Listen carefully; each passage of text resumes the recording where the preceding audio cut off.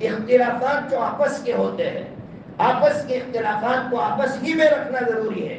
Third party تک اگر ہمارے اختلافات جائیں گے نقصان کے سوا کچھ نہیں ہوگا.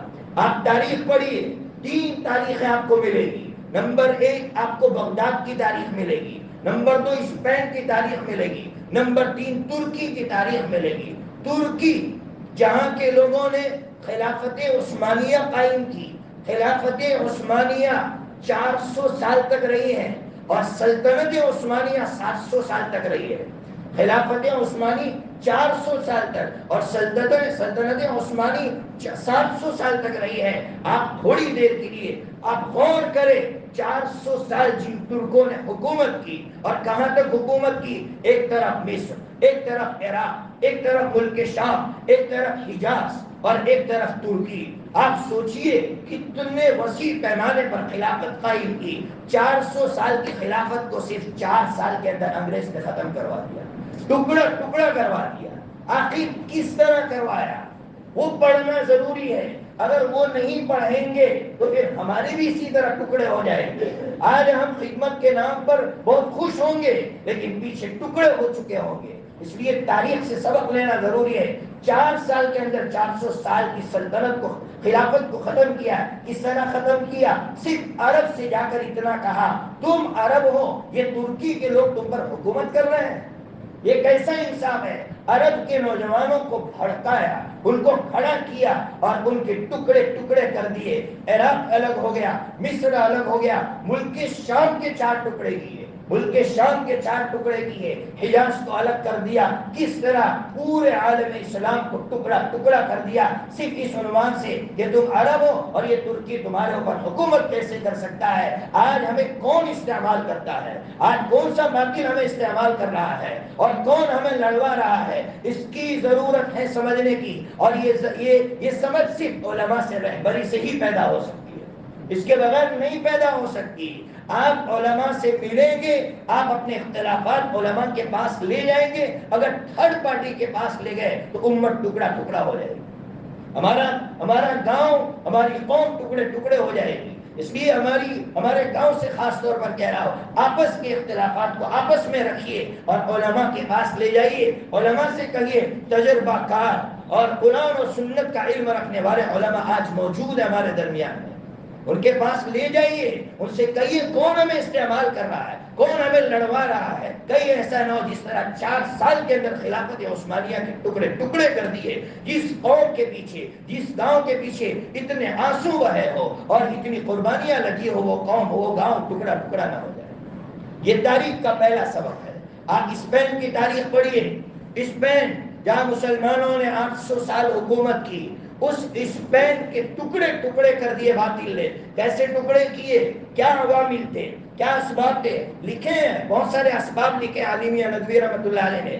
ایک سبب لکھا ہے، آپ سنیے، بہت عجیب سبق لکھا ہے کہ عیسائی مسلمانوں کا لباس پہن کر ایک مسلمان عالم کے پاس آیا اور کہا حضرت آپ کا علم کیا ہے؟ آپ تو علامہ اپنے زمانے کی، بڑی تعریفیں کی. تو بھولے بھی سمائے علامہ، ہاں بڑے، میں تو بہت بڑا عالم ہوں. کہا علامہ ایک سوال کرنا چاہتا ہوں. پوچھئے کیا سوال ہے؟ کہا اصحاب کہف کا کتا سفید رنگ کا تھا یا کالے رنگ کا تھا؟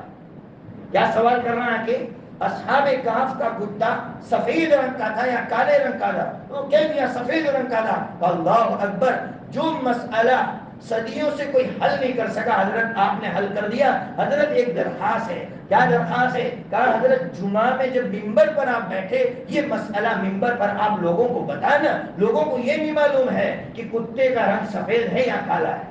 اب یہ شاکر آدمی دوسرے علامہ کے پاس گیا، دوسرے عالم کے پاس گیا اور اس سے کہا حضرت آپ بڑے علامہ ہیں، ان کی بھی تعریف کی. ان سے کہا اصحاب کہف کا کتا کیسا تھا؟ کہا کالا تھا. کہا اللہ اکبر، آپ نے بھی بڑا مسئلہ حل فرما دیا. آپ سے بھی درخواست ہے کہ آپ ممبر پر بیٹھے تو یہ مسئلہ لوگوں کو سنانا. اب یہ مولانا ممبر پر بیٹھ کر سنا رہے اصحاب کہف کا کتا کالا تھا. دو دوست، ایک اس مسجد کا اور ایک اس مسجد کا، دو دوست جمع ہوتے ہیں. آج تو مولانا نے عجیب بات سنائی. کیا بات سنائی؟ تو اصحاب کہف کا کتا کالا تھا، وہ کہہ رہا ہے سفید تھا، یہ کہہ رہا ہے کالا تھا.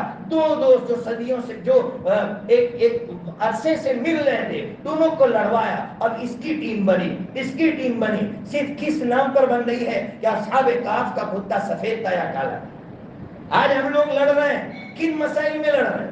کیا ان مسائل کی کوئی حیثیت ہے؟ کیا ان مسائل میں لڑنا چاہیے؟ کیا ان مسائل میں اختلاف کرنا چاہیے؟ ہمیں علماء سے پوچھنا چاہیے کہ یہ کوئی مسئلہ ہے آپس میں لڑنے کا؟ یہ مسئلہ ہے آپس میں اختلاف کرنے کا؟ اگر اسی طرح کوئی ہمیں لڑوا کر ہمیں ختم کرتا رہا، اس لیے بار بار کہہ رہا ہوں، فتنوں کے دور میں علماء سے اپنا تعلق قائم کرو اور تجربہ کار علماء کے پاس اپنے مسائل لے جاؤ.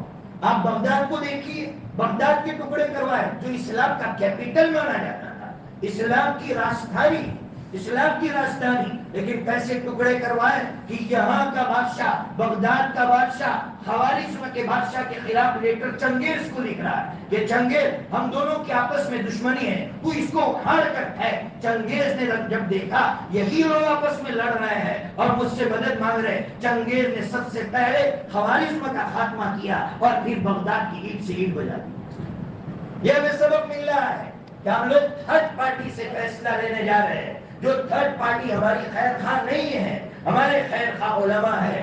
علماء کی عقل کو تو ہم یہ سمجھتے ہیں وہ کہاں دنیا کے مسائل حل کر سکتے ہیں، ان کی عقلیں کہاں وہاں تک جا سکتی ہے. جہاں آپ کی عقل کی انتہا ہوتی ہے وہاں سے علماء کی عقل کی ابتدا ہوتی ہے. یہ بات یاد رکھیے گا، جہاں آپ کی عقل کی انتہا ہوتی ہے وہاں سے اللہ نے علماء کی عقلوں کو چلایا ہے. وہی جہاں عقل ختم ہوتی ہے وہاں سے وہی شروع ہوتی ہے. ان کے پاس تو قرآن اور سنت کا علم ہے، وحی کا علم ہے. اس لیے علماء سے اپنا تعلق قائم کیجیے، اپنے اختلافات کو علماء کے سامنے لا کر رکھیے، ورنہ دین بدین چھوٹی چھوٹی چیزوں کو لے کر ہم لڑتے رہیں گے اور ہم ٹکڑے ٹکڑے ہو جائیں گے.